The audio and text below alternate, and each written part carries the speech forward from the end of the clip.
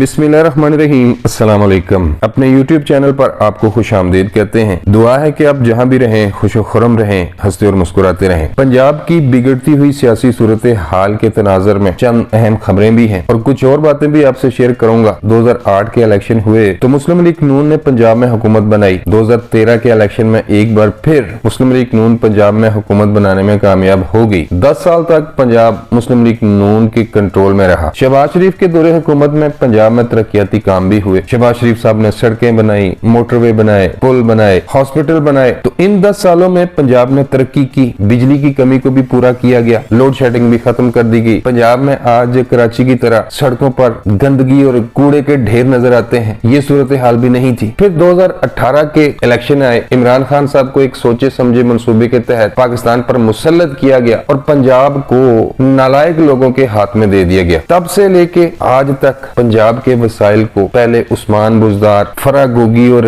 बुशरा बीबी ने लूटा। तब से लेकर आज तक पंजाब में सियासी बहरान है। जिस तरीके से हमजा शहबाज की हुकूमत को खत्म करके परवेज इलाही साहब की हुकूमत को लाया गया, वो भी आपके सामने है। तो अब सूरत हाल ये है कि खान साहब ने ऐलान किया हुआ था कि 23 को वो असेंबलियां तोड़ेंगे। खासतौर पर पंजाब असेंबली के बारे में ये कहा जा रहा था खान साहब की तरफ से कि चाहे क़यामत आ जाए, सूरज मशरक की बजाय मगरब से तुलू हो जाए, लेकिन उन्होंने पंजाब असेंबली तोड़नी है। मुल्क में उन्होंने इंतशार और फसाद पैदा करना है। आज पंजाब की सूरत हाल ये है कि गवर्नर का राइट है, गवर्नर का हक है कि वो वजीर आला को एतमाद का वोट लेने के बारे में कह सकता है। परवेज इलाही के खिलाफ तहरीके अदम एतमाद जमा करवा दी गई है। गवर्नर साहब ने परवेज इलाही साहब को ये कहा हुआ है कि जनाब आप एतमाद का वोट लें, और स्पीकर से ये कहा है कि आप कल यानी कि बुध 4 बजे पंजाब असेंबली का इजलास बुलाएं। लेकिन यहाँ पर पंजाब असेंबली के जो स्पीकर हैं सब्तैन खान साहब, वो इमरान खान साहब के बड़े खास बंदे हैं। जैसे सूरी साहब थे, चंद माह पहले, तकरीबन 8 माह पहले जो काम इमरान खान साहब ने कासिम सूरी से करवाया था, वही काम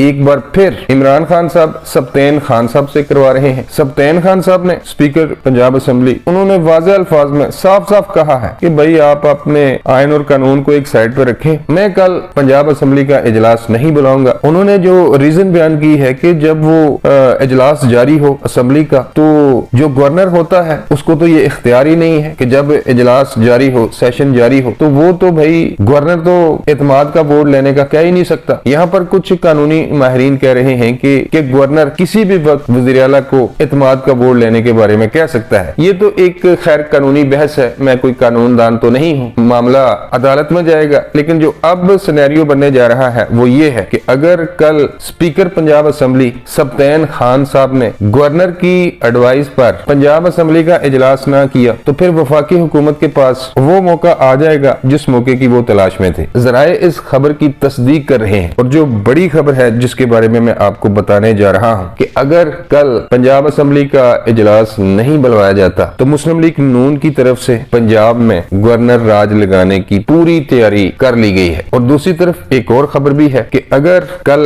गवर्नर के कहने पर इजलास बुलवाया जाता है तो फिर काफ लीग के 6 अरकाने पंजाब असेंबली के बारे में ये कहा जा रहा है कि वो चौधरी शुजात साहब, या फिर आप कह सकते हैं कि पीडीएम के साथ राब्ते में है, और वो 6 अरकाने पंजाब असेंबली चौधरी परवेज इलाही साहब को वोट नहीं देंगे। और एक और खबर भी सामने आ रही है, उस बारे में भी आपको बताता चलूं कि जरदारी साहब भी पंजाब में हुकूमत बनाने के लिए हाथ पांव मार रहे हैं। जरदारी साहब का मौकफ ये है कि अगर भाई एक 10 नशिस्तें रखने वाला बंदा पंजाब का वज़ीर आला बन सकता है, तो जिनकी 6 या 7 नशिस्तें हैं वो भी बन सकते हैं। मुस्लिम लीग नून और पीपल्स पार्टी एक पेज पे है, और मुस्लिम लीग नून ये चाहती है कि परवेज इलाही की जगह अगर पंजाब में पीपल्स पार्टी अपना वज़ीर आला बनाती है तो वो इस पर पीपल्स पार्टी के साथ खड़े हैं। कल का दिन बहुत अहम है, अब देखते हैं इस हवाले से क्या सीन बनता है। अलबत्ता कल क्या होगा ये कहना कबल अज़ वक्त है। अब तक के लिए बस इतना ही, मिलता हूँ किसी नई वीडियो में। अल्लाह निगहबान।